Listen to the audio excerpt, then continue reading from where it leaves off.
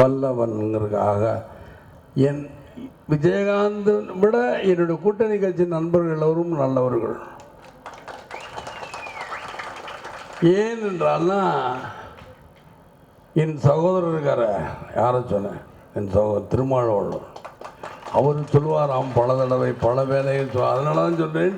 இன்றைக்கி அவர் பேசலை, இல்லாட்டி எனக்கு அண்ணனாக இருக்க வைகோ அவர்கள் பேசியிருக்க வேண்டும். உங்கள் முன்னால் உங்கள் வண்டவாளங்கள் தண்டவாளங்களில் ஏறி இருக்குமே, அவரும் பேசவில்லை. ஆகையினால ஏன்னா அவங்கெல்லாம் சுற்றுறாங்க ஒரு மாதம். அவன் சுற்றும் பொழுது நானும் செல்கிறேன், நானும் வர ஒரு நாளைக்கு 2 இடங்கிற மாதிரி, ஒரு நாளைக்கு 2 இடமாக நானும் சுற்றுறேன். ஆக இந்த யுத்தம் இப்போ நடக்கிற இந்த யுத்தத்தில் யார் ஜெயிப்பாங்கன்னு யார் சொல்கிறது? மக்கள் நீங்கள் தான் சொல்லணும். யார் ஜெயிப்பாங்கன்னு சொல்லுங்கள் பார்ப்போம். நம்பலாமா? பின்னாடி சொல்லுங்க, முன்னாடி இருக்க உங்களை சொல்ல, பின்னாடி சொல்லுங்க, பின்னாடி கையை தூக்கி கையாட்டுங்க எல்லாரும். நம்பலாமா? நம்பி விஜயகாந்த் செல்கிறேன். உங்களை நம்பிதான் செல்கிறேன். ஆயிரம் நடக்கின்ற இந்த யுத்தம், இந்த யுத்தத்தில் தர்மத்திற்கு தர்மம் நாங்கள்லாம் 6 பேர், அதர்மம் யாருக்கு 2 பேர். அந்த அதர்மத்தை சேர்ந்த யார்? ஜெயலலிதா அவர்களும் கலைஞர் 2 பேர். இந்த 2 பேர் தான் அதர்மத்தின் வித்துக்கள். அந்த வித்துக்களுக்கு 1000 விழுதுகள் இருக்கும். அதை பற்றியெல்லாம் எனக்கு கவலை இல்லை. அதை பற்றி நீங்களும் கவலைப்படாதீங்க. அதே போல் எங்களுக்கு 1000 வித்துக்கள் இருக்குது, 1000 வீரர்கள் இருக்கா, 1000 இருக்கும். 1000க்கு 1000 அதெல்லாம் விட்டுருங்க, அதெல்லாம் பார்த்துக்குறோம்.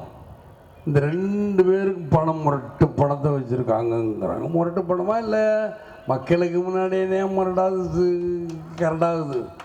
நினைத்தால் மக்கள் வாக்களித்தால் இந்த இப்போ மையம் நம்பி கையில் வைக்கிற மையம் நம்பி தான் நீங்கள் ஆட்டம் முறை. இந்த மையம் மறந்துட்டா வைக்கிற மையம் மக்கள் மறந்து மாற்றி ஓட்டு போட்டால் நீங்களாம் என்ன பண்ணுவீங்க? அதனால் மக்களை நீங்கள் நல்ல வாழ்க்கை கொடுக்க வேண்டும் என்று கேட்டுக்கொண்டு நல்ல இந்த யுத்தத்தில் நாங்கள் ஜெயிக்க வேண்டும் என்று உங்களிடம் கேட்டுக்கொண்டு விடைபெறுகிறேன். நன்றி, வணக்கம் மக்களே. அதிக நேரம் பேசல. தேமுதிகவுக்கு கொள்கைகள் எதுவுமே இல்லைன்னு சொல்லி பல்வேறு அரசியல் கட்சி தலைவர்களும் பல்வேறு அரசியல் கட்சிகளும் எங்கள் மீது விமர்சனங்கள் வைக்கிறாங்க. கொள்கை அப்படிங்கிறது என்ன? திட்டங்கள், வெளிப்படையான திட்டங்கள் மூலமாக மக்களுக்கு நன்மை பயக்கிறது தான் எங்களுடைய கொள்கை. மக்கள் நல கூட்டணி தேமுதிக தமாகவினுடைய கொள்கையாக இருக்கிறது. ஆகவே முழுக்க மதுவிலக்கை கொண்டு வரது எங்களால் தான் முடியும். இதை திமுக அதிமுக அரசு கொண்டு வர மாட்டாங்க.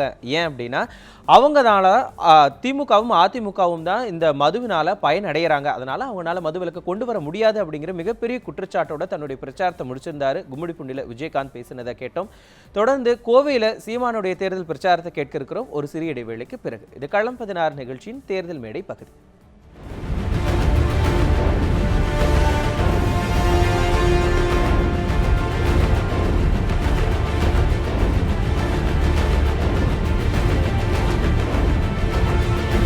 களம் 16 நிகழ்ச்சியின் தேர்தல் மேடை பகுதிக்கு மீண்டும் வரவேற்கிறோம். நேற்றுக்கு தேமுதிகனுடைய தலைவர் விஜயகாந்த் கும்மிடிப்பூண்டியில தன்னுடைய தேர்தல் பிரச்சாரத்தை மேற்கொண்டிருந்ததை இடைவேளைக்கு முன்னதாக நம்ம பார்த்தோம். தற்போது சென்னை தாம்பரத்தில் தேமுதிகனுடைய தலைவர் விஜயகாந்த் தன்னுடைய தேர்தல் பிரச்சாரத்தை மேற்கொண்டுட்டு இருக்காரு. அவருடைய தேர்தல் பிரச்சாரத்தினுடைய நேரலை காட்சிகளை இப்ப நம்ம பார்க்கலாம். எப்பயுமே ஏதாவது ஒரு சாதனை பண்ணணும்னு நினைப்பாரு முருகேசன் அவர்கள். அழகு முருகேசன் தான் அவர் பேர். அந்த வகையில் இதுவும் ஒரு சாதனை தான் என்பதை தெரிவித்துக் கொள்ளுகிறேன். இந்த கூட்டம் தாம்பரத்தில் என்னுடைய கால்படாத இடமே இல்லை. தாம்பரத்தில் தமிழ்நாடு பூராமே 2005 சுற்றி வந்திருக்கிறேன். 2005 2009 வரைக்கும், ஏன் 2006 to 2011 வச்சுக்கிறோமே, 13 இடைத்தேர்தலில் என்னுடைய கால் பதிக்காத இடமில்லை. அதே போல் 2006 தேர்தல் நேரத்திலும் என்னுடைய கால் பதிக்காத இடமில்லை. 2006 உள்ளாட்சி மன்ற தேர்தலில் நான் கால் பதிச்சிருக்கேன். 2009 தேர்தலில் நான் கால் பதிச்சிருக்கிறேன். 2011 நான் சொத்தாத இடமும் கிடையாது. 2012 என்று நினைக்கிறேன், இல்லை 11 உள்ளாட்சி தேர்தல் வச்சுக்கிறோமே, அதிலே நான் சுத்தாத இடம் கிடையாது. 2014 தான் பாராளுமன்ற தேர்தல், அதிலேயே நான் ஆபத்திலும் காலதாமதான சுத்தாத இடமில்லை, சுத்தாத இடமில்லை. ஏன்னு இதை சொல்றேன்னா, நான் ரொம்ப நேரம் பேசுறதும் 1 மணி நேரம் பேசலாம் நினைக்காதீங்க. கொஞ்ச நேரம் பேசலாம், இல்லை 1 மணி நேரம் கூட பேசலாம், எப்படினாலும் பேசலாம். அது இல்லை 10 நிமிஷம் பேசலாம் இல்லையா? அதுக்கு மட்டும் என்ன கை தட்டியே காணோம்.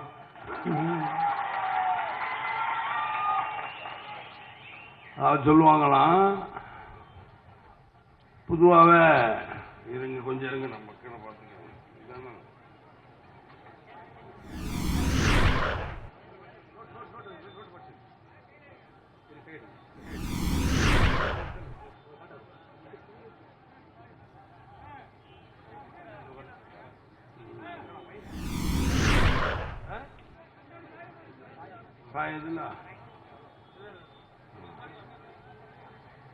நான் கால் வைக்கிறதுக்காக தாங்க. என்னடா கால் இப்படி இப்படி தூக்கி வைக்கிறது முதல்ல வச்சாங்கல்ல.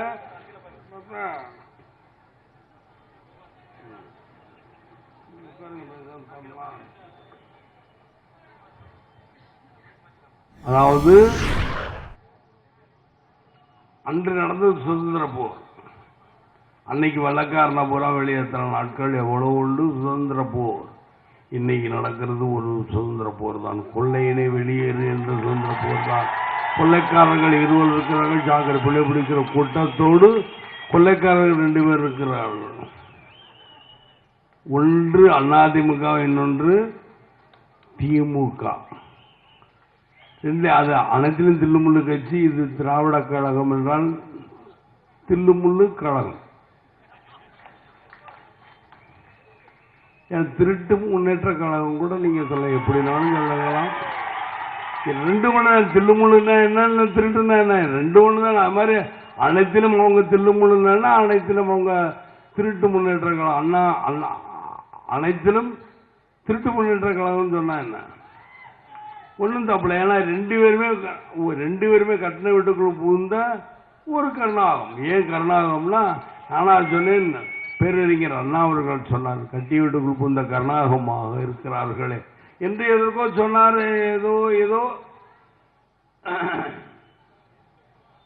அதே போல இந்த கூட்டணி கட்சி தலைவர்களான அண்ணன் வைகோ அவர்கள், சின்னையா ஜி.கே. வாசன் அவர்கள், அதே போல எனது சகோதரர் திருமால் வளவன் அவர்கள், அதே போல அண்ணன் ஜி. ராமகிருஷ்ணன் அவர்கள், கம்யூனிஸ்ட் கட்சியின் வலது கம்யூனிஸ்ட் கட்சி, இடது கம்யூனிஸ்ட் கட்சியின் தலைவர் ஜி. ராமகிருஷ்ணன் அவர்கள், வலது கம்யூனிஸ்ட் கட்சியின் தலைவர் அண்ணன் முத்தரசன் அவர்கள். ஆக 5 பேருக்கும் நன்றி. என்றால் நான் அப்படின்னு சொன்னால் நாங்கள் தான் பொருள். இல்லை நாங்கள் சொன்னால் அது பேர்.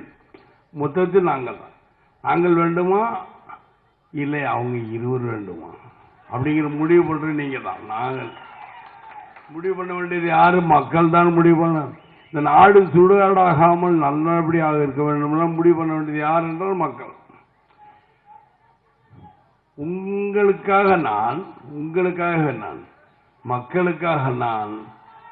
மக்களுக்காக நான் சொன்னது யாரு? ஜெயலலிதா.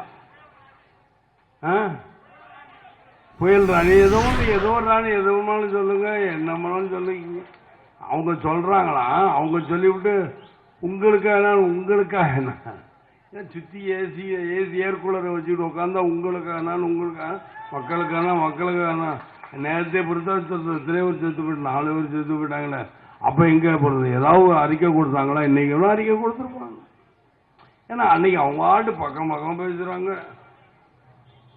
இப்படி பாக்குறது, இப்படிங்கிற பேசுறது, என்ன சொல்றாங்கன்னு உடனே பேசினா பக்கமா இவன் கொடுக்கறத படிச்சுட்டு போடுறது அவங்களோட. அவங்க எப்படி நடப்பாங்க தயவுசெய்து நான் செஞ்சு காட்டுறேன். நான் பேச வேண்டாம்.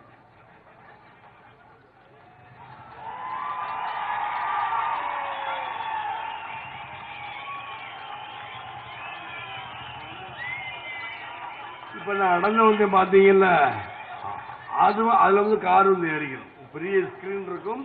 பெரிய ஸ்கிரீனை திறந்துட்டு வருவாங்க. ஸ்லோவா தான் வரும். 2 ஸ்டெப் இல்லாட்டி 3 ஸ்டெப். எதுக்காக நடக்க வேண்டும்? நடந்தா அது ஒரு இவங்களை சொல்லுவாங்கன்னு ஏதோ ஒன்று சொல்றாங்க. நான் சொல்ல ஏன்னா விளக்கம் சொல்லணுங்கிறதுக்காக தான் சொல்லுகிறேன். 2 ஸ்டெப் 3 ஸ்டெப் தான். உடனே இப்படின்னு கையை கட்டுற ரெட்டையில கட உடனே உட்காந்துரும்.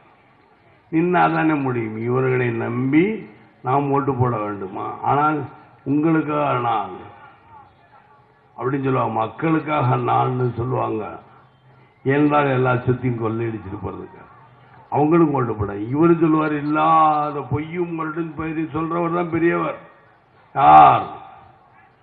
திராவிட முன்னேற்ற கழகத்தின் தலைவர். திமுகவின் தலைவர் யார்? கலைஞர். கலைஞருக்கு ஜெயலலிதா பிடிக்காது, ஜெயலலிதாவுக்கு கலைஞரை பிடிக்காது. இருவருக்கும் இந்த விஜயகாந்த் என்னைய பிடிக்காது. மு.க. ஸ்டாலின் ஆமா சொல்றார், விஜயகாந்த் சொல்லிட்டார், அவருக்கும் போட்டி எனக்கும் அவருக்கும் இல்லை, என்ன நான் ஒன்னும் அவருக்கு சண்டை பண்ணலையா? என்ன நீ வாடு புரியாதன பேசுற? மு.க. ஸ்டாலின் யாரு? அவருடைய பையன். உன்னுடைய எண்ணமும் உன்னுடைய எண்ணமே உன்னை அழித்து விடுமே. உன்னுடைய கெட்ட நோக்கம் கெட்ட வார்த்தையில உன்னை அழித்திடுவேன். நன்றாக சிந்தித்து பார். ஆக பிள்ளை பிடிக்கிறவங்களா சேர்த்துக்கிட்டு இருக்கேன் உங்க கட்சியில், அது தெரியல உங்களுக்கு? ஏன்னு இதெல்லாம் சொல்லுகிறேன்னு எழுதி சொல்றேன்னா இதெல்லாம் நீங்க புரிஞ்சுக்கணும் மக்களை. இவங்க சொல்றாங்களா என்னென்னமோ, நான் எது வேணாலும் சொல்லலாம். இந்த நேரத்தில் வேண்டாம் தான் நினைக்கிறேன் இல்லையா? ஏன் இதெல்லாம் நான் சொல்றேன்னா, படித்த படிக்காத இளைஞர்களுக்கு நாங்கள் வந்தால், ஆட்சிக்கு வந்தால் வேலை கொடுப்போம். படித்த படிக்காத இளைஞர்களுக்கு நாங்கள் என்றால் யார்? இவர்கள் எல்லாரும் சேர்ந்து வந்தால், கொடி கட்டியிருக்கீங்க அவங்க எல்லாம் சேர்ந்து, நாங்கள்லாம் கூட்டணி ஆட்சியில் கூட்டணி தர்மத்தை நிச்சயமாக நிலைநாட்டுவோம். ஐயா சொன்னார் முந்தா நாள் என்னமோ, நாங்கள் ஒருவர் தப்புன்னா தட்டி கேட்பதுக்கு 5 பேர் இருக்காங்களே,